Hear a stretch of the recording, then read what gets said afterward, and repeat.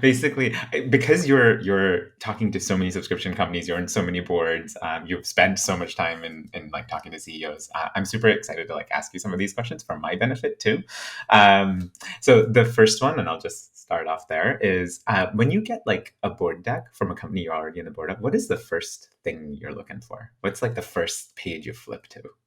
Yeah, of course. I mean, yeah, a lot of it depends actually, like, and I think we'll talk a lot about this on the session, which is like there's different metrics and expectations for different stage companies, right? So when I joined the board of, when I'm the first board member and it's like a seed or series A company, it's a journey to kind of get the board deck and the metrics to a place that makes sense.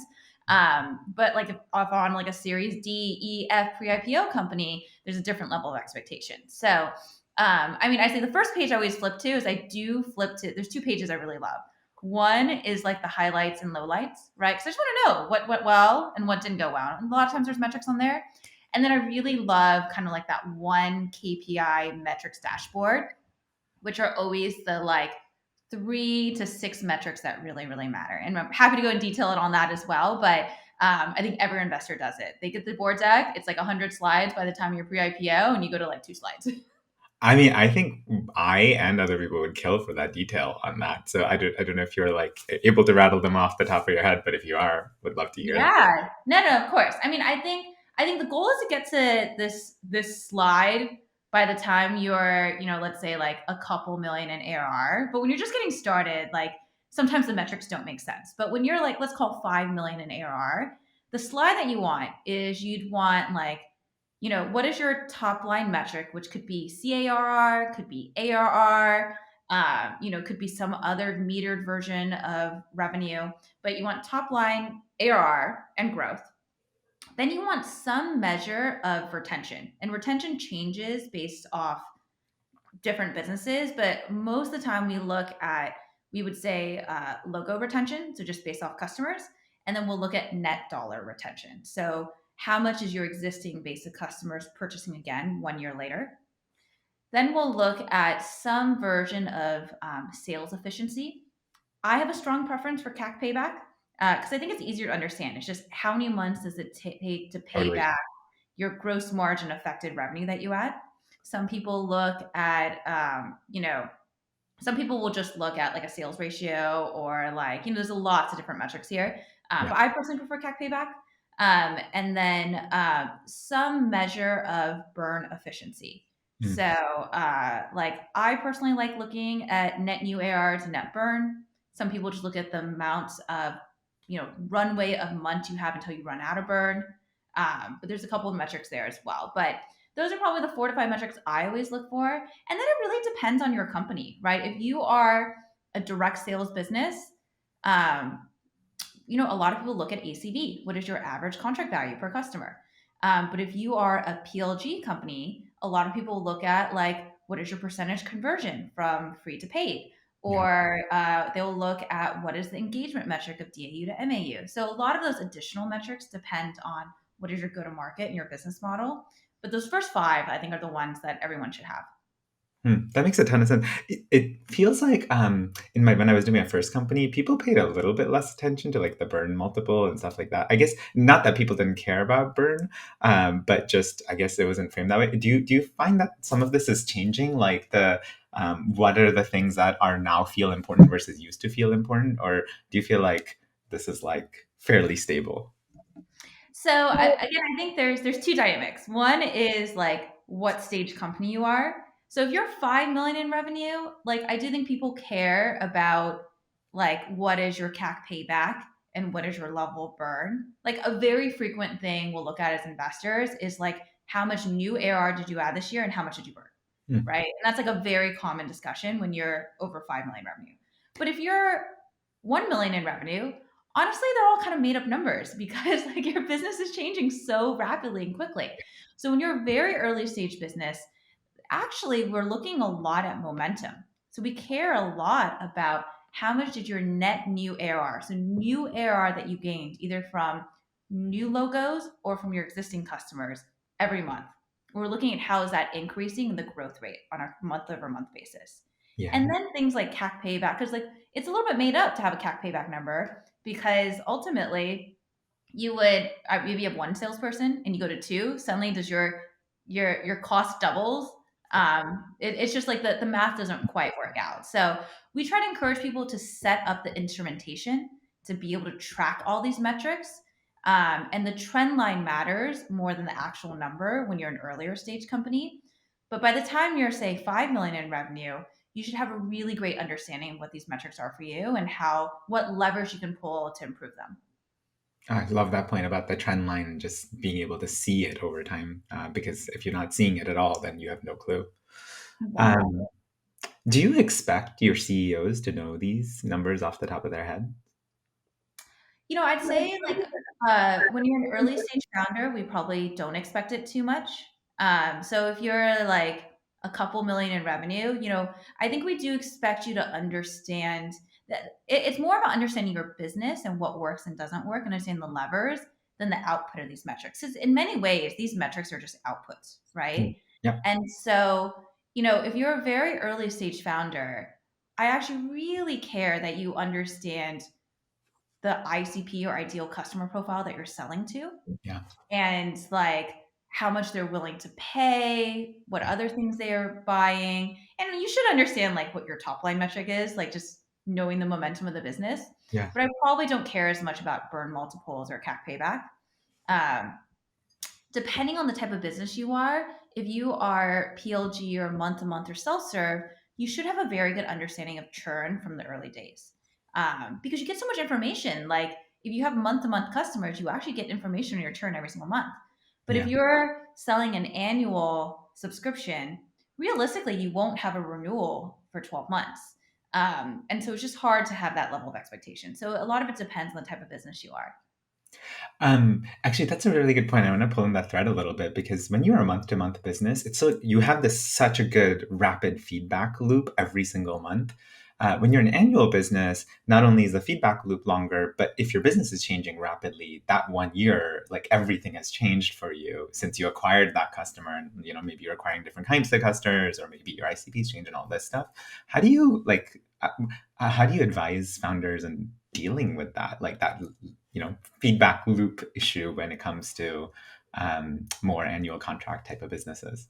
Oh, that's such a great question. I mean, I'm such a big believer in investing in customer success earlier, because, like, I mean, if you think about it, like, your customers are your bread and butter. They are like the ones who help you grow. They're your biggest marketers and advocates.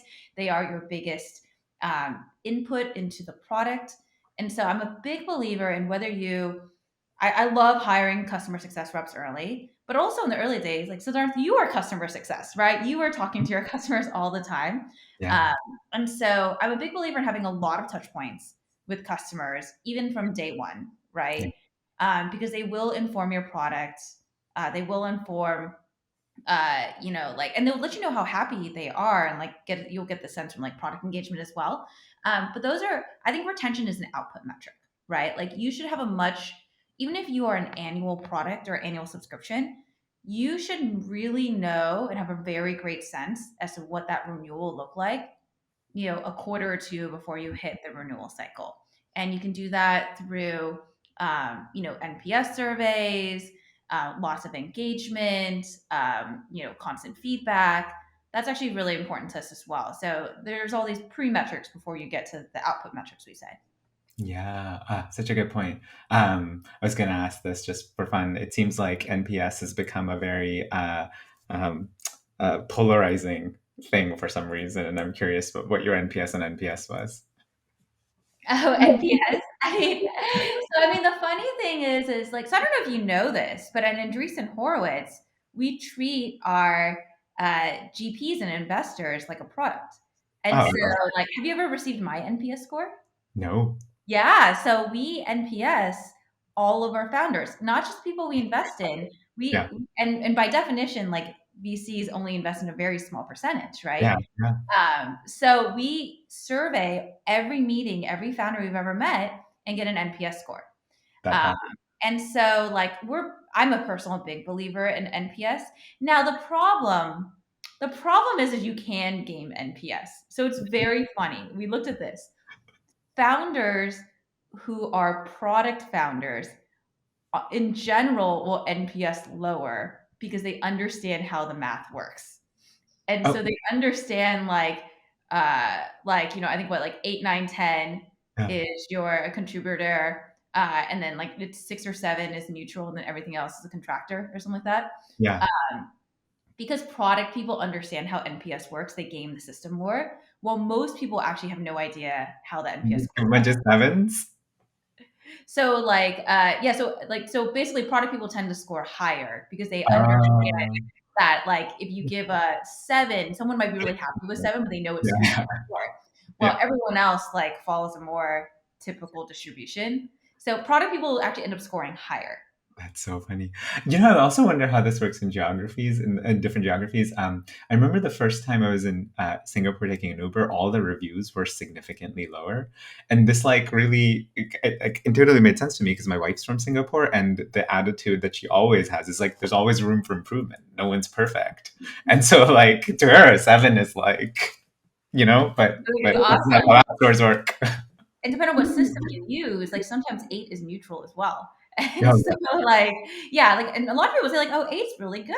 right. Like, but no, it actually could be a neutral score for some NPSs. So I think the NPS methodology isn't perfect, but Yeah, the again, it's all back to trend lines, right? Like whenever you're tracking metrics, every business is different, every circumstance is different, the population that you sample is different, the methodology in which you sample is different. And so what really matters is you're trying to be consistent and have a trend line. It's why like I get really excited about products like Subscript because you need to have a baseline to track the business over time. And what's most important is understand what the direction is going and what levers impact it, and less the exact number itself. Because for one business, net dollar retention might be more important. For another business, logo retention might be more important. totally. Totally. Um, when it comes to like businesses that have some revenue, so they're starting to make the engine work. How do you view sort of the like when you're evaluating opportunities? How well the team understands this stuff? Like, is this like if they seem a little bit less fluent in it, how do you view that? If they're like super organized about it, how do you view that as an investor? Where does this factor into your decision making process? If so, how? So it actually depends on the type of business.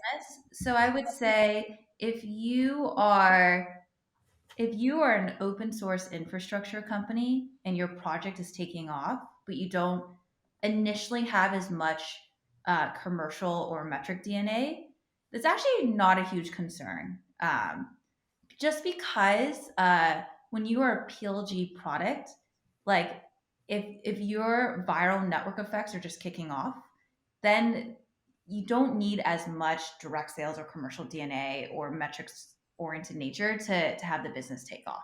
Now it's very helpful, but you can hire that type of DNA into the company. Um, on the flip side, I think it is much harder if you're selling a product that needs to be sold as a direct sale, tends to be more of an annual subscription.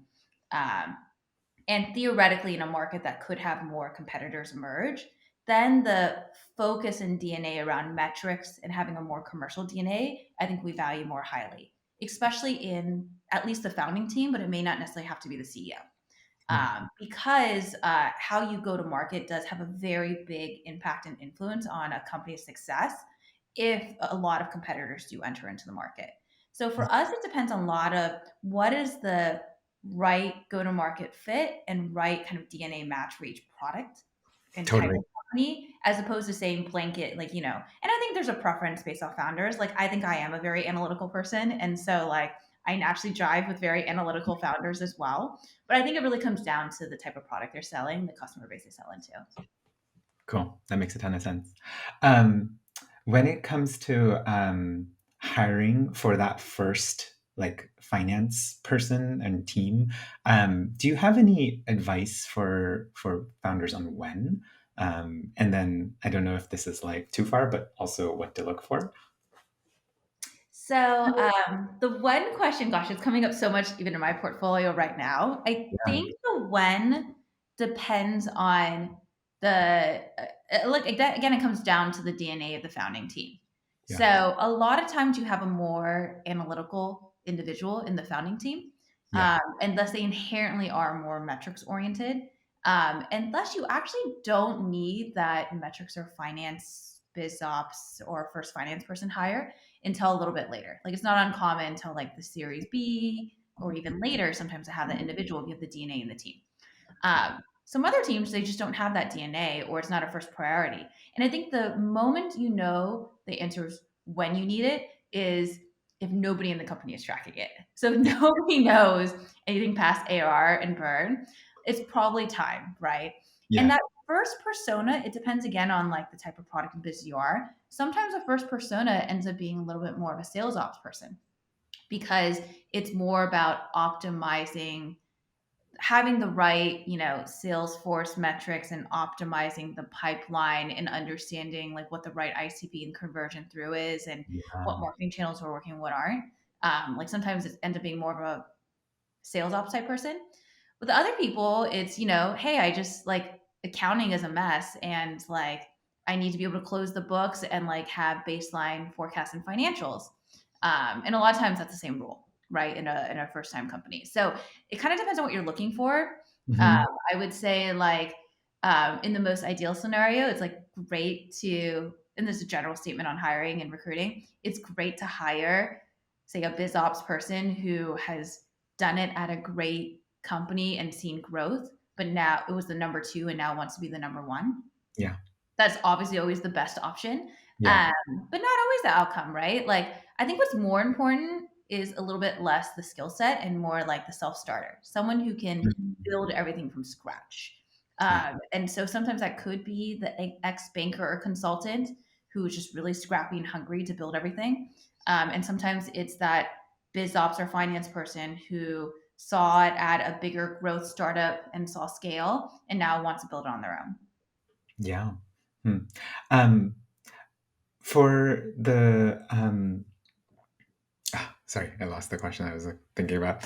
Um, Okay, another one is when you think about like, of all the boards you're on, and thinking about executive teams as a whole rather than just the founders or CEOs, what do you think like sets apart an executive team as a unit from the rest? Like, what do the great ones do? Oh, that is a great question. I think the great executive teams hire people who are smarter than them. Hmm. I think the greatest executive members understand where their flaws are and are able to hire smarter, sharper, stronger people, and particularly the areas they're weak. So I Yeah, think it is, like for example, I am a person of a finance and analytical background. yeah, And so, thus, I'm really probably stronger in evaluating other people in finance, biz ops, sales ops type roles. yeah, But the best executives would be someone like me, but I'd be really good at hiring a VP Veng, yeah, right? Like that is the best where you can identify strength in areas that you are not strong in. yeah, And those people can, rise up and grow teams and things like that. So that's what I really look for, like executive team members who just you almost feel like every time they hire someone, you're like, wow, they're even smarter than you. And I didn't think that was possible. That's what I look for. yeah. Do you ever end up in this? I don't know whether like this bias where if someone's really good at something that you're not good at, that you assume that they must be a genius at everything. I feel like I do this sometimes. So I'm curious whether you feel like you do that. Oh, all the time. All the time. No, I mean, I think it's hard, right? Because you in an area that you don't know, like everyone sounds smarter than you. Yeah, Um, I do this test, which like I'm happy to share the secret with you, but I think it's a great test because I always try like let's say I'm interviewing like as you described, like an area that I'm not an expert in. Maybe I'm yeah, interviewing, VP Veng or more technical role where I've never practiced in. yeah, I will somehow get the conversation to overlap with an area that I know really well. mm, And I'll make it happen a couple of times. And if they BS that answer, then I know they're BSing everything else by oh, default. And so that has always been my biggest trick to interviewing. Like the interviewer doesn't have to be the smartest person in the room. True. You have to get the interviewee to talk about something you know well, Yeah. that is a little bit in between or adjacent, and then like see if you learn something or agree with that statement, and then you just apply it to everything else they said. And then the other thing I do is I always bring in experts too. So I will bring in, experts who VP vendors across my portfolio or advisors that I'm really close to get their viewpoints as well for the areas I might have blind spots in. Oh, and for that, do you feel like, because the experts by definition don't have the context that you do, but you feel like if you sort of like bound the interview enough, you're going to get the right types of signals that leave aside the context part of it. Yeah, I mean, I think when you get other people to interview, like you have to take everything with a grain of salt, right? So, Mhm. like, Mhm. I could have someone else assess their technical capabilities, Yeah, uh, but I probably would be more focused on their leadership, management skills, and then again, like in areas that we overlap, yeah. like making sure that like you can learn something from them too. Okay, that makes a ton of sense.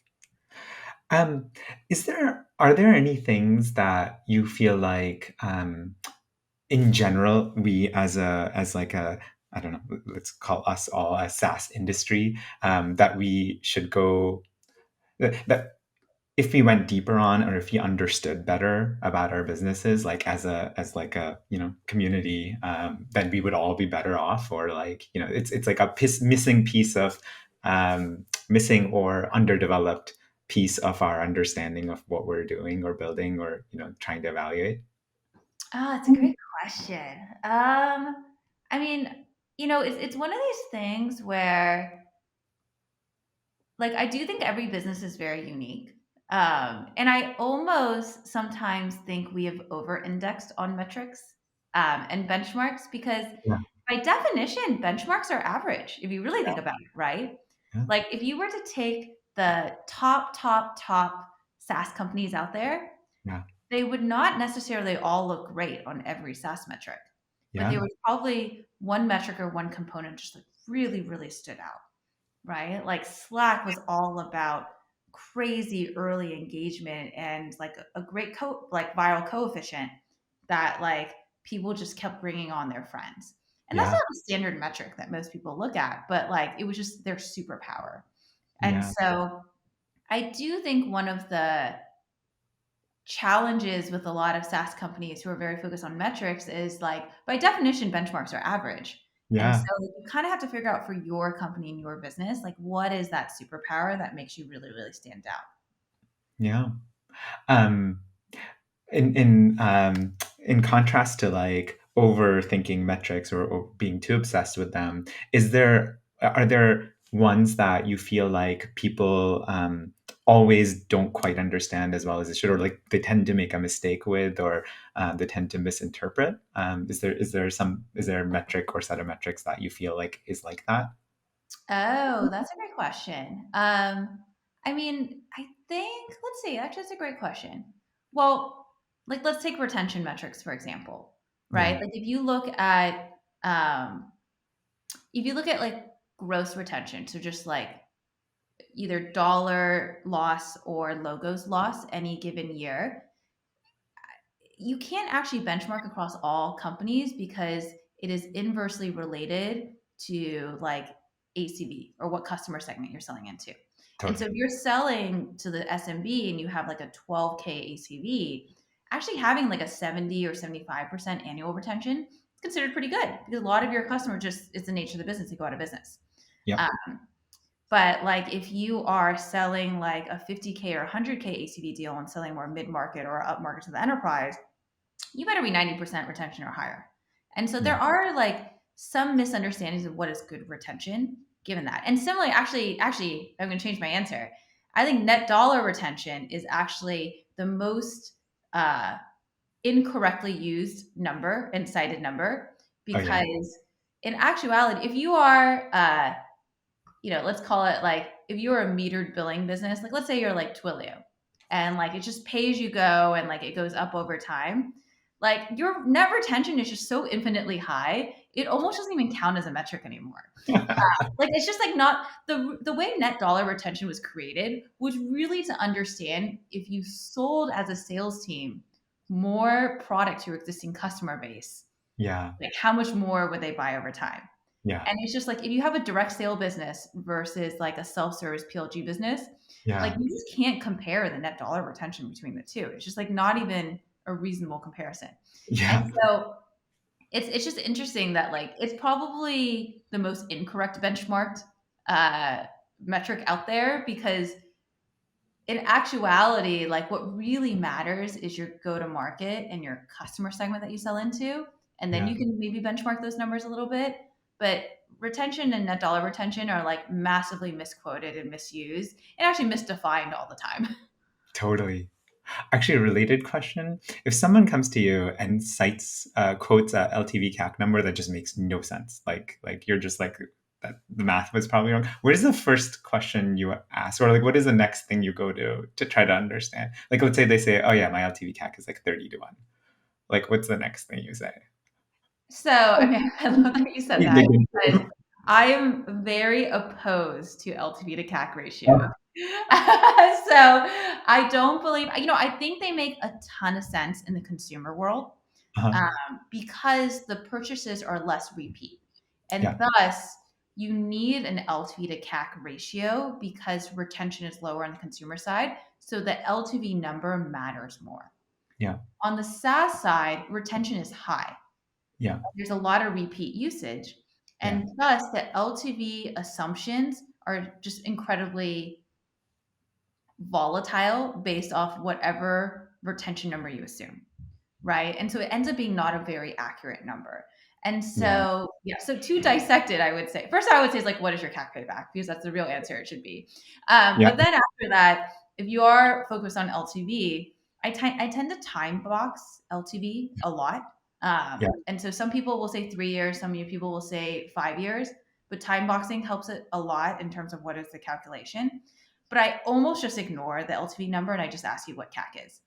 Because if Yeah. you tell me what CAC is, I can make my own assumptions as to how important the LTV is. And I understand the one use case where LTV matters is if you have very high upsell. Yeah. And so, like, I kind of really still only care about what is your like 1 year LTV and 2 year LTV because maybe you get this huge bump up. Um, but like, yeah, I would say not a fan of LTV to CAC. Yeah. Totally, relate to the wackiness of LTV calculation. So yeah. And then I think this is like close to the last question I had, but it's do you recommend when we talk to businesses, some of them like really obsess over cohorts, and some of them really don't, and they for like often reasons around just like how do we even make sense of this or how do we get into this. I'm curious, like, do you recommend that founders or finance leaders look at their businesses cohorted? And if so, like anything specific around like things that you feel like people can get a lot of value out of? So I really like cohorting the business because I think it really helps you understand at different points in time like how those cohorts are growing because a lot of times sometimes your customer segments change over time, new Yeah. product offerings emerge, and so when you time base the cohorts you actually learn a lot about your business. Yeah. But obviously it's a lot of work, right? Less so with Subscript, but it's still like it does take some instrumentation. And so um, I think for the business it really is a very valuable for is if you're a monthly business, Yep. because there's just more iterations of your business over time and customers have more decision points. It's very valuable. If you sell more than one product, because then Yeah. you can track how they potentially net upsell over time. Um, and if you sell into the SMB or a lower ACV segment, because uh, the you would need if you are doing that a lot of times in order to make your business model more attractive, you are trying to either sell more to them over time or expand in some way. So those are Yep. the types of businesses I think cohorting is much more valuable in. Yep. But in general, I think it's great data and all companies should be doing it. Yep. Um, Generally agree with you. Cool. So any like last thoughts on things that you wished I'd asked about but I neglected to? Well, I'm going to turn around on you. So I want to ask you Cool. questions if that's okay. All right, let's do it. So I'm curious. I mean, because you get access to the most interesting data across all of your customers and probably design customers you're working with.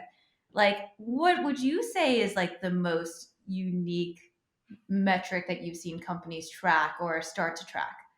Yeah. So it's interesting because in my when I was building my last business, I had never heard of car. It wasn't really a thing. And so it seems to be like something that has suddenly become incredibly important to a lot of businesses in like the last 3 years. I don't know if you agree with that time frame, but it seems to be roughly in that time frame. And it makes a ton of sense to me. And so that one I was like quite fascinated by at first. I was like, huh, I've never come across this. And like I'm a pretty metrics person, as you might imagine, given the business I'm building. So my last business, I like looked at everything, but that was an interesting one. The second one that I've started really liking people looking at is burn multiple, and I, like that was like we looked at the rule of 40 or we looked at like payback periods and stuff like that. But there's something really nice about burn multiple at the sort of 1 to 5 million ARR range as a way of just having a rough idea of like how fast we're growing and how much overall, because there's like all these other nuances around like if I hire a second CS person, my gross margin is like, totally destroyed, but this it's not really like a relevant thing, or like if I hire a second salesperson or but it does matter how many engineers you have and how many product people you have and how many designers you have and like what is the sort of how far is your spend outrunning your revenue. And I think it's like particularly relevant now in the year 2022 when like seed rounds are like 5x what they used to be and A's are Yeah. 5x, everything is like 5 times bigger. And so now you better start paying attention to that stuff, otherwise you'll outrun it. Oh, I love that. Actually, yeah, you made me think of another thing that I actually think has changed in the market. So everyone does talk about rule of 40, like it's been like a topic for a long time. We talk Yeah. about rule of 60. We think rule of 40 isn't good enough Mm. anymore. It really only matters when you're like a pre-IPO or a late stage company, because when you're an early stage company, it actually matters more this burn multiple you're talking about, like net new ARR relative to net burn. Yeah. Once you get past like 50 million in revenue, actually rule of 40 is not good enough. You look at the public market, higher multiples are correlated really to rule of 60. It's so interesting. When like there's a couple of folks who publish these data sets, and you're totally right. Like I have always been absolutely shocked at how much it's like not a linear relationship between rule of 40 score and valuations. It's like I don't know, it's exponential. Like I forget which way the curve will go here, but the point being that like it's significantly higher valuations if your rule of 40 numbers higher. So that makes a ton of sense. And yeah, I like it. It's more aspirational. Well, also, you know why it's changed? So it used to be rule of 40 and now it's just a data metric. Now it's rule of 60. The difference is all the PLG companies that went public. They're Uh, all way more efficient. And yeah, yeah, so that has been the big difference is that there are way more PLG companies that are way more capital efficient that are public now. And the public markets have realized, wow, this is an incredible business model and it has yeah. changed the valuation expectations. And so rule of 60 is actually like kind of the I think more accurate standard now. What do you think that means for the sort of sales-driven companies, especially in an age where like SDR efficiency is probably lower now than it has been in the past, just because I don't know, people are oversold to and stuff. So uh, all of this is kind of harder. I don't know. What do you think it means? So I think that there's two ways to view it. I agree. Like I think a lot of historical sales tactics that used to be very innovative on the direct sales side have decreased in efficacy, right? Because like you can only receive so many outbound emails realistically, and like Yeah, every VP of X role is getting just like a crazy number of emails, so that this is yeah, so much. But on the flip side, and this is true for direct sales and PLG, the flip side is that like software budgets are bigger than ever. Like it's that's the true. other reason why companies are just growing faster. If you look at companies going public today, even though they're going public later, they're growing faster than companies historically. And it's because like, yay, we won. Like SaaS is a thing. Like everyone buys a lot of SaaS companies. Yeah. And so the budgets are bigger than ever, so the growth expectations are higher too. So the nice thing is the growth has still superseded like how expensive it is to Mm, acquire these customers. Maybe one day that does start to converge the other way, but right now companies are just growing faster. Like that is kind of just the case. In part, our fault. We give people more money too. So the venture landscape has given way more money over the last 5 years. People spend way more money on go to market. They're growing yeah. significantly faster, but the Yeah. standard of growth has gone way up. I mean, as long as we eventually sell to the rest of the economy, not just to each other, it's fine, right? Yeah, I mean, so I think that's a big part of it. So I do think before it used to be a real thing where like it was a real question of like if SaaS companies only sell to SaaS companies, is that a big enough? Can you build more than 100 million or 200 million ARR business? That's no longer a question because there's enough SaaS companies, Right. right? And then there are enough SaaS companies that are selling to true enterprise now. Depends Yeah. on the category, of course, and the type of products, but like that's growing as well. Yeah. Um, the real question, I think, is not how big top line revenue and how big the TAM is, because I actually think that's all growing. Yeah. There's two real questions that come up. One is how many different subcategories can you split up each SaaS market? Or do they have to reconverge? Like, are we at a point where like some markets will reconverge? Uh, Yeah. And two, at some point, companies have to be free cash flow positive to actually be a valuable business. And at what point does that convergence happen? Because you can see Yeah. in the public markets, like right now, it's a bear market. So, Yeah. uh, the market values efficiency more.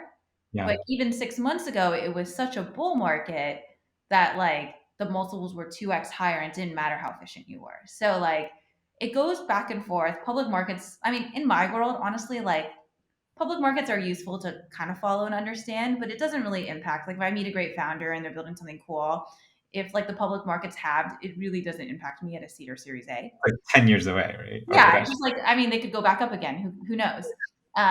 For growth stage investors, there's a huge impact. But for me, like seed A, even B is like not a big impact. Yeah. Huh. That makes a ton of sense. Um, It's interesting because the free cash flow point is mostly subject to the public markets, right? Like you as private investors, that's usually not the stage, and companies are going public, obviously, with negative free cash flows. So it's subject to the giant voting machine. But to your point, the giant voting machine swings like ridiculously month by month. So like, how do you even? Yeah, I would say it really the way it impacts someone like me the most is my portfolio companies who are kind of growing up. It's yeah, more about always making sure that they can always raise their next round at like at least some version of an up round in any funding environment. That is yeah, kind of the real responsibility from a financial fiduciary standpoint that like I have with our founders is to yeah, make sure that they manage their cash burn for any yeah, market environment. And so yeah, that's what I talk to all our like right now, like, some of my later stage companies, like they've had the fortune of just raising a ridiculous amount of money in the last 2 years, as a lot of yeah, people have. yeah, So like, a lot of them have like 3, 4, 5. I think one has like 10 years of burn or something like that, something great, crazy.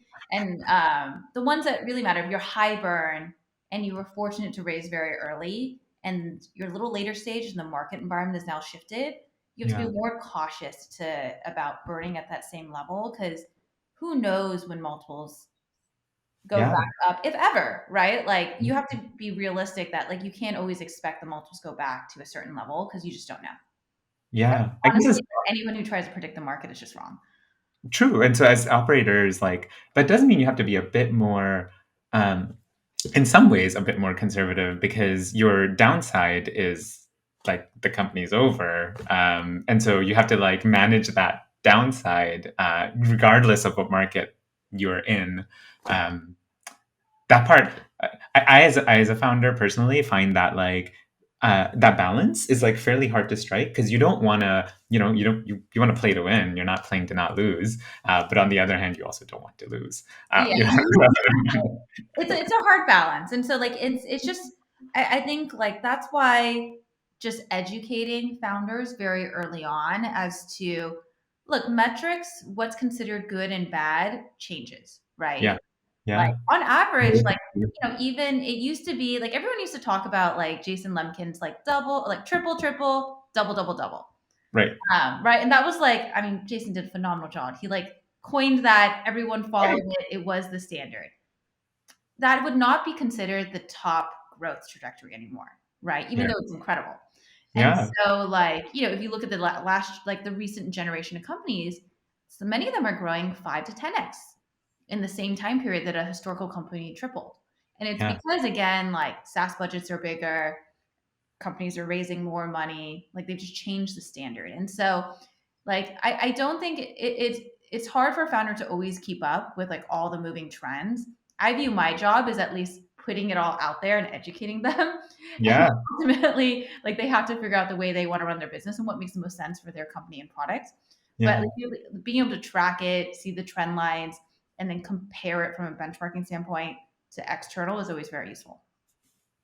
It's the software budgets being bigger like point is really sticking with me in part because I realize this about myself. I spend more freely on software than I did in my last company, which was like, I guess it was founded 8 years before this one. So in that 8 year time span, like my willingness to open the wallet for software is a lot higher.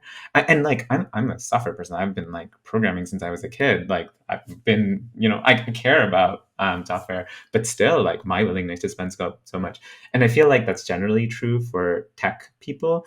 Is that true for like the Fortune 50? Is that true for just like regular old businesses that are not tech businesses, you think?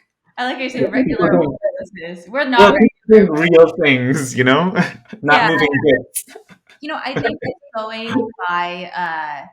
So I do think the Fortune 200 is starting. The Fortune 1000 is definitely looking at tech. I mean, we've Yeah, seen it now with like the larger cloud providers like a Salesforce, Workday, ServiceNow have yeah, broken into the Fortune 1000 and most of the Fortune 200 at this point. So wave one has already yeah. gotten there. Okay. The next generation of SaaS companies, I think, are getting there, but probably don't have the same level of penetration.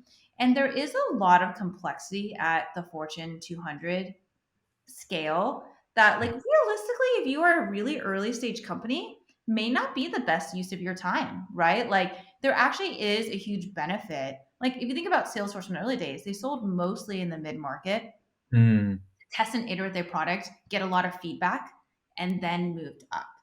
yeah. And so, I think there is a lot of value from like learning and growing in the mid market where like a lot of SaaS companies sell to other SaaS companies and they have great budgets and like they give a lot of feedback and they're opinionated and all that kind of stuff. And then grow up from there. But yeah, I mean, I'm a big believer. Like, I think like SaaS is going to take over the world. Software is eating the world, right? Like, I think Yeah. that's always been our big belief. Yeah. It's a immortal tagline. Cool. Any other last thoughts? I think I am good. Hopefully, you get something out of this that you're excited about. Oh man, this is so good. This is so good. You're amazing at this. I really, really appreciate it. Oh, you're a natural too. But no, this is fun, and like I love doing this kind of stuff. We're both SaaS nerdy metrics people, so we should chat about this stuff all the time. We should. I hope you enjoyed today's episode. Before you go, let me give you a super quick overview of what Subscript is because chances are we can help you. I started Subscript because in my last business, I had this problem. We had this giant Google spreadsheet, and that's where we kept track of everything about our business. And if you're anything like me, you're a data-driven leader who really cares to understand numbers in order to make sure that you're making the right decisions. But when you're looking at a giant spreadsheet with lots of just tabs on tabs on tabs and lots of people with access, you're probably not looking at the right thing because you can never be confident that someone didn't mess something up or that someone didn't fat finger a number or that you considered all the corner cases that you actually needed to consider. So that's what Subscript does. We help you understand your subscription business at a much deeper level than you ever thought possible. If you'd be interested in giving it a try, come check us out at subscript.com.